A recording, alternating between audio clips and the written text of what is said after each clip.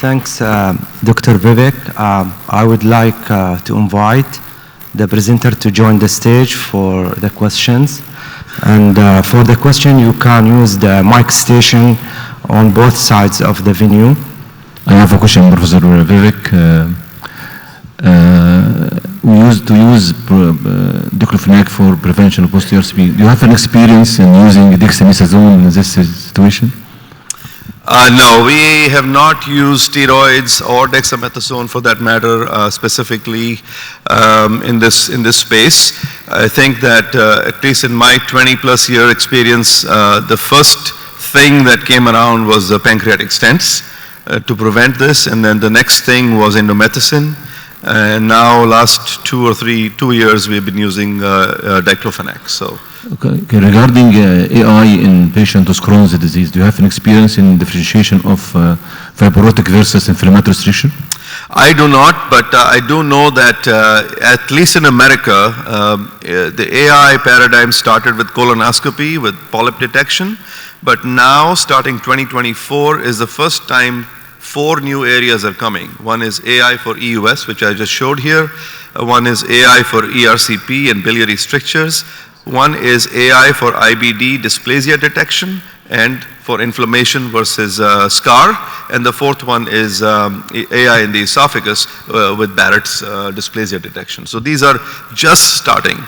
And what I would like to do is that once we have a little bit of a grasp on these technologies and the study designs, these are the type of studies we need to open up in the Middle East region and of course in other parts of the world, so we can get different diverse populations and study them, and industry will have to be a big partner in that as well. But not yet any firm experience in my mind, at least. Yeah. Few questions for each. I will ask at least one question for each. Dr. Hamad, gastroenterologist, hepatologist from Jeddah Ministry of Health. I love cardiology and I love Dr. Yahya Al-Ansari.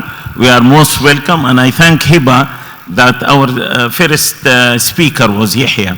And it's always a debate between cardiologists and GI. Ali, you did a very good job. And you raised also Yahya that thrombosis is more important than GI bleed. And كل يغني على الإله, and I always say the wisdom. Who will take the wisdom? I don't know. So Yahya, I tell you a few scenarios we face always in acute coronary syndrome and MI, and you do the PCI, and after you put him on heparin and you load him with aspirin and Plavix, and you start the heparin and you do the PCI, and then patient with huge GI bleed, and then the dilemma comes, can I scope in an irritable arrhythmic heart or not? So that's always the debate between me and you, and between Ali and our colleague. And the cardiologists say, tell the GI, and the GI said, tell the cardiologist. So my question to you, which is the, if I want to do a GI procedure which is high risk, and you did the PCI, what is the best time to defer? 3 months or 6 weeks after your intervention? This is the first question. And the question for both of you, which direct acting, the DUAC, which one is less GI bleed, if you know from your experience? And the other question is the antiplatelet, the new one, is it less bleeder than the old one? That's the question for both you, and we start by Yahya. And I will ask the question one by one. All right, so in this argument, the GI fellows always win. I have to say that, because after I fix the arteries, then the guy is bleeding, and then it's going to be your call either to stop it or not. So acute coronary syndrome is where the debate is not clear, or is we don't have a strong evidence. The evidence that we have is the first month you should not stop dual antiplatelet therapy. But if it's a life-threatening bleeding, there is no clear guidelines what to do at this time. So it's going to be a team discussion, and depends on the risk. If it's a life-threatening, we may stop one. As my colleague Dr. Ali said, aspirin will just kind of continue that. And for the other antiblated agent, we're going to hold it for how many days, no one knows. But that's always, we weigh the benefit and the risk. If it's life-threatening bleeding, then we have to stop it. If it's not, we're just going to bite the bullet and continue both if the GI fellow agrees on that. So the second question is if I do a high-risk procedure, when after PCI? So 6 weeks or 3 months? Again, it depends if it's an ACS or if it's an elective. With the current guidelines, after a month, we are more of a relaxed, preferably after 3 months. But even after a month, we can stop the second antiplatelet agent. Which DUAC is less bleeding? All right, that's a good question. We usually, most of these DUACs have less intracranial bleeding than warfarin, but more of a GI bleeding. For cardiologists, we actually love apixaban for some reason. And I think because it's a less GI bleeding as well. Okay, and which antiplatelet? Clopidogrel is the less potent than ticagrelor or prasugrel. We don't have prasugrel here in Kuwait, but we have ticagrelor. We tend to use it more now because it's more potent, and a lot of studies approve that. So we keep Plavix or clopidogrel for high-risk bleeders. Mora, you need 100 questions, so I will try to be selective. Yeah, Dr. Hamad. Sorry. Because we have a lot of questions and we need to sort of cater for everyone. So shall I ask one question? One more question, for Mora, we are in a dilemma of non-celiac gluten sensitivity, and in our place, all people go to food allergy consultant, and he tell me I have an allergy to wheat. You do the test, is negative. Yeah. How to deal with this non-celiac gluten sensitivity? Do you ask him not to eat bread? And the other question is for pelvic dyssynergy. Sorry. We have a problem with the behavioral modification. What do you tell your patient as a gastroenterologist what you should do for dyssynergy? So, well, let's start with the first. I think that we are in the same problem with this non-celiac gluten sensitivity. And what I explain to my patient is that at the moment, these are the knowledge from the literature, that there are no evidence that this, well, we don't know how to diagnose first place. And then the treatment at the moment, because we don't know how to diagnose and what is really the cause of this syndrome, is really impossible to select. No, I normally say that the evidence are not there, so they should not really restrict their diet. They should not really start a gluten-free diet. But of course, is a debate always with the patient, because when they are convinced and they look on social media that this is the cause of their symptoms, they don't follow your indication most of the time. But I try to really tell them that they should not stop the gluten. And as regard to the dyssynergia, the pelvic dyssynergia. So, well, this is very simple. Normally, I explain to my patient that when we grow up, normally we learn how to really defecate in a proper way. But of course, for some reason, at a certain moment, we kind of forgot this. And I explain to them what is the mechanism, that they basically are not relaxing the pelvic floor when they strain. And I try to explain what is the mechanism. Of course, if you then have a place where you can refer for a proper pelvic biofeedback, this is the best option for your patient, but I try to explain that this, of course, prevent them to open the bowel regularly. So this is the few explanation that you do in clinical practice. Okay. I have a couple of questions for Dr. Corsetti from the floor. The first one would be, is there any evidence that high-dose probiotics would worsen bloating? That's number one. Number two, do you treat SIBO on spec?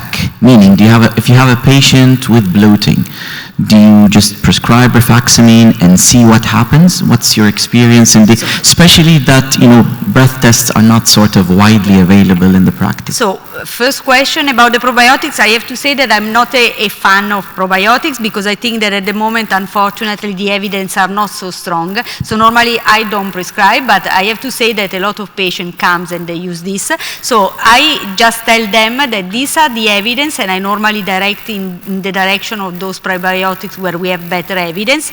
I don't think that there are evidence, scientific evidence about the fact that using too much probiotics can make worse the bloating, but it's something that I tell to my patient. If you don't feel better, stop it and save your money also, because sometimes they need to buy this by themselves.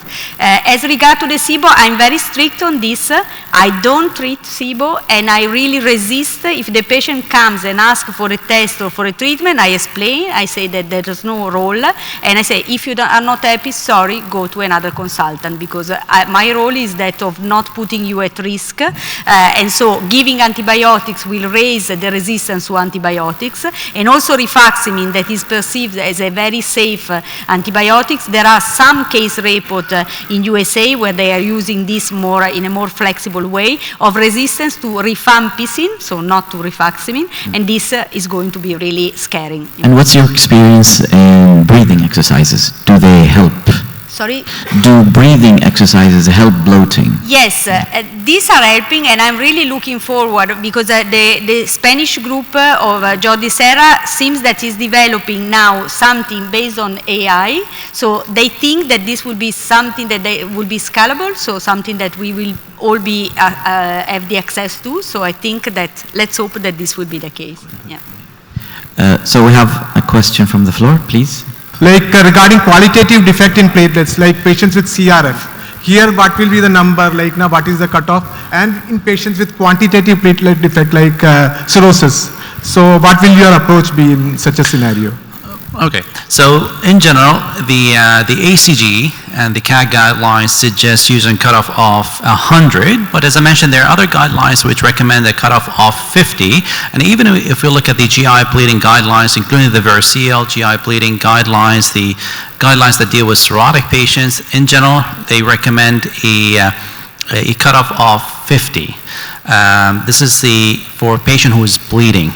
Obviously, if they're not bleeding, cirrhotic patient with non-bleeding just thrombocytopenia, they have a different cutoff. I think it's around 20 for invasive procedures, but for endoscopy. But for bleeding, even in cirrhotic patients, even among patients who might have, for dysfunctional platelets in the setting of cirrhosis, still the cutoff at 50 with other hematological conditions. Honestly, I don't have the answer to this. I'm not sure if there's a specific recommendation guidelines, and maybe this is a good time to get the hematologist involved, especially if the patient is known to have some sort of dysfunctional platelet disease. But in general, less than 50 or less than 100, and certainly less than a 50.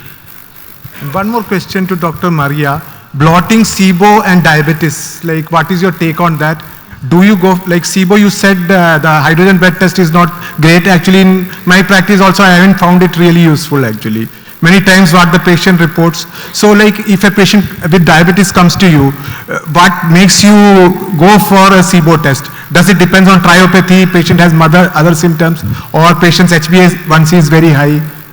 Like you decide which patient to send for SIBO so, testing? Of course, diabetes, especially if it's a long-lasting diabetes, can be a factor that increases the risk of SIBO. What I normally do is that I really check with the symptoms. It's not just the presence of bloating that guides me, but if the patient presents really with the symptoms of SIBO that are normally bloating, but also this episode of diarrhea, and in that case, yes, I start the treatment. The problem with the treatment is that there's no standard treatment for SIBO. I normally take the information that we get from the treatment of chronic intestinal pseudo-obstruction. So I normally treat my patient with an antibiotic every month, and I rotate the antibiotics, and I normally try for 6 months and see whether the patient improves. I have to say that in my experience in diabetes, unfortunately, the results are not so great, I have to say. So it's a bit disappointing, but it's something that I try if, of course, the patient presents with very severe symptoms. This is what I do,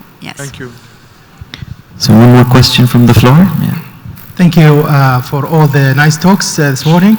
My question again to Prof. Mora regarding bloating and SIBO. Do you believe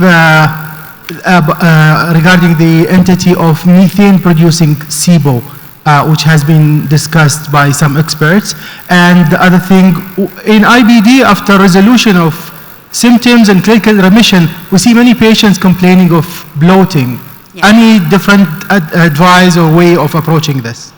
So, I will go with the last question. So, in IBD in remission, I think that now there are a lot of evidence that indeed this patient can present with what is called the post-inflammatory IBS, for example, or the post-inflammatory functional disorder. The approach at the moment is exactly the same as in normal functional disorder, because we don't have specific study done in this population, but in my practice, the response is quite similar. I forgot the first question. Methane producing SIBO. Yes, for the methane, yes, there are a lot of research going on about the methane producer. Take in mind that there are not so many in the general population, the methane producer, and at the moment the literature is not so clear. So I normally don't really rely on these results to really decide about my treatment in general, because at the moment the evidence are not there, I think. Yeah.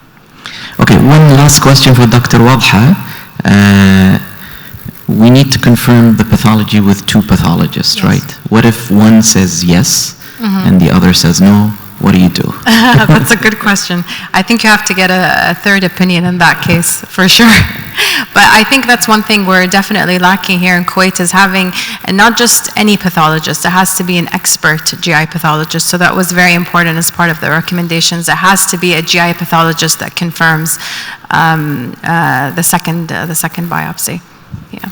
So with that, we end our session. We thank all our speakers and all our moderators.